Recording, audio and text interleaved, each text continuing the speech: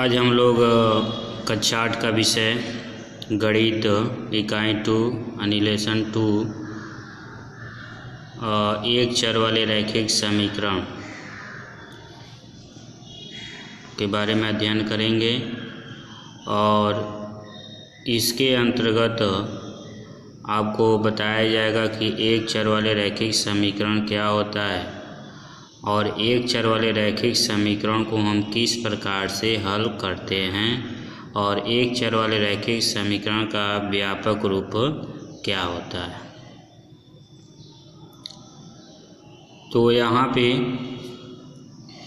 देखिए लिखा गया है एक चर वाले रैखिक समीकरण वे समीकरण जिनमें समीकरण को बनाने वाले जो व्यंजकों में जो समीकरण होते हैं और उस समीकरण को जो बनाने वाले जो व्यंजक होते हैं, व्यंजक मतलब होता है कि उसमें चर और अचर राशियों का कॉम्बिनेशन होता है। ठीक है, तो व्यंजकों में केवल एक चर हो तथा समीकरण में उस चर राशि का जो भी उसमें चर राशि होगा उस चर राशि का जो अधिकतम जो घातांक है एक होना चाहिए, एक से अधिक नहीं होना चाहिए और एक से अधिक उसमें चर राशि नहीं होना चाहिए। यानी कहने का मतलब एक चर का बात किया जा रहा है तो सिर्फ जो भी हम समीकरण लिखेंगे उसमें एक ही चर होना चाहिए, यानी जो भी उसमें व्यंजक होगा उस व्यंजक में एक चर राशि होना चाहिए और उस चर राशि का जो अधिकतम जो घातांक है वह एक होना चाहिए, तो एक चर वाला रैखिक समीकरण कहलाता है।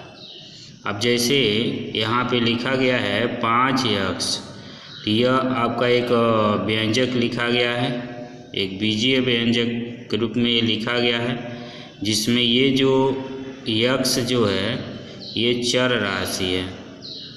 ठीक है, और ये जो 5 जो है ये क्या है, अचर राशि है। तो ये जो व्यंजक है इसमें जो चर राशि है इस चर राशि का अधिकतम घातांक कितना है, 1 है। ठीक है, इसलिए इसको हम बोलेंगे एक चर वाले रैखिक। चूँकि जब समीकरण का बात किया जाएगा तो यहाँ पे 5x बराबर 0 रूप में ही लिखना है। ठीक है, तो यह आपका एक चर वाले रैखिक आपका एक युग कह सकते हैं, एक समीकरण के रूप में ये लिखा गया है 2x माइनस 3, तो 2x माइनस 3 बराबर 0 ये एक समीकरण के रूप में है और 3x प्लस 2 बराबर 0 ये भी एक समीकरण के रूप में है। तो इसमें जो व्यंजक है इस व्यंजक में जो चर राशि का प्रयोग किया गया है इस चर राशि का जो अधिकतम जो घातांक है 1 है। ठीक है, तो इसलिए इसको हम बोलेंगे एक चर वाले रैखिक समीकरण। ठीक है, अब इसके बाद से एक चर वाले रैखिक समीकरण का व्यापक हल को हम किस तरह एक चर वाले रैखिक समीकरण का व्यापक हल किस प्रकार रिप्रेजेंट कर सकते हैं। इसमें ax प्लस b बराबर क्या लिखा गया है, 0 लिखा गया है। यहाँ पे बता सकते हैं जहाँ a जो है 0 के बराबर नहीं होना चाहिए और a और जो b है ये क्या है, वास्तविक संख्या है। ठीक है, ए और बी क्या है, वास्तविक संख्या है। तो यह इसका व्यापक रूप होता है एक चर वाले रैखिक समीकरण का ax प्लस b बराबर 0। तो इसका हल क्या होगा, जैसे मान लो ax प्लस b बराबर 0 है तो इसका अगर हल निकालते हैं तो ax बराबर माइनस b होगा तो x बराबर माइनस b अपान a होगा, तो ये इसका हल होता है। ठीक है, यानी x का जो मान निकालेंगे माइनस b अपान a होगा। अब यहाँ पे एक उदाहरण के माध्यम से समझाया गया है कि जैसे यहाँ पे लिखा गया है 2x माइनस 3 यहाँ पे लिखा गया है = 7 लिखा गया है। ये एक समीकरण लिखा गया है ये जो समीकरण जो लिखा गया है यह एक चर वाले रैखिक समीकरण लिखा है, रैखिक समीकरण लिखा गया है। और यहाँ पे जो चर राशि आप देखेंगे इसका जो अधिकतम जो घातांक है 1 है। तो ये जो x है ये चर राशि होता है और ये जो 2 है यहाँ पे क्या है, अचर राशि है। और यहाँ पे इक्वल जो लिखा गया एक समता है, ठीक है। तो यहाँ पे दो आपका पक्ष बनता है, एक बायां पक्ष बनता है और एक दायां पक्ष बनता है। तो जो बायां पक्ष है वो आपका 2x - 3 है और जो दायां पक्ष है वो क्या है, 7 है। तो यहाँ पे लिखा गया है कि एक बीजीय समीकरण में चरों को प्रयोग करते हुए एक समता होती है। समता मतलब एक चिन्ह होता है, जैसे ये इक्वल लगाया गया है, यही आपका क्या है, समता है। इसमें एक समता का चिन्ह होता है। इस समता के बाईं ओर, जो बाईं ओर होता है उसको हम क्या बोलते हैं, बायां पक्ष बोलते हैं। और जो दाईं ओर होता है उसको क्या बोलते हैं, दायां पक्ष बोलते हैं, ठीक है। अब इसके बाद से हम लोग पढ़ेंगे समीकरण को हल करना। अब एक चर वाले रैखिक समीकरण दिए गए हैं तो इसको हम किस प्रकार से हल कर सकते हैं। तो यहाँ पे आपके सामने 4 प्रश्न लिखा गया है, तो इसको हम किस प्रकार से हल कर सकते हैं। तो यहाँ पे आप देखें, पहला जो प्रश्न है 2x - 3 और इक्वल टू क्या है, 7 है। तो यहाँ से x का मान ज्ञात करना है, ठीक है। तो यहाँ से हम क्या करेंगे, 2x लिखेंगे और ये जो -3 है इसको हम दूसरे तरफ लेके जाएंगे तो ये +3 हो जाएगा।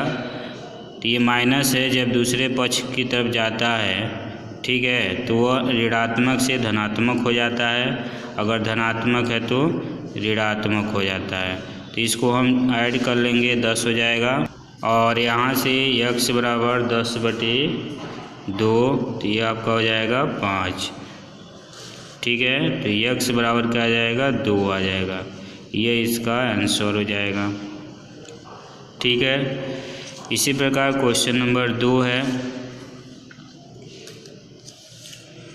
क्वेश्चन नंबर 2, 2y + 9 = 4 है, ठीक है। तो यहाँ से आप देखिए 2y = 4, 9 को दूसरे पक्ष की तरफ ले जाएंगे तो -9 हो जाएगा, क्योंकि ये प्लस है, इधर जाएगा तो माइनस हो जाएगा। तो 2y बराबर -5, तो y बराबर -5/2, ये इसका आंसर हो जाएगा।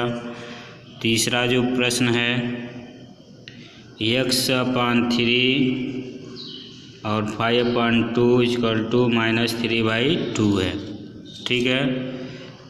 तो यहाँ से आप देखें x/3 है, -3/2 +5/2 को इधर लेके जाएंगे दूसरे पक्ष की तरफ तो -5/2 हो जाएगा। तो x/3, ये एलसीएम लेंगे 2 होगा, -3 - 5, तो x/3 होगा -8/2, ये हो जाएगा -4। तो x बराबर आपका आ जाएगा कितना, -12 आ जाएगा। 3 का गुणा -4 में कर देंगे तो, ठीक है। चौथा प्रश्न है 15/4 - 7 x बराबर 9 है।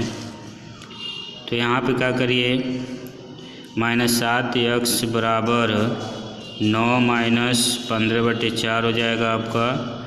-7x बराबर, यहाँ पे एलसीएम लेंगे 4 होगा, 9 चौको 36, 15, ठीक है।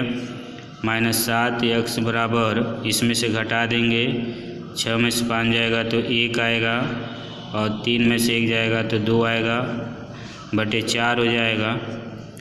अब यहाँ से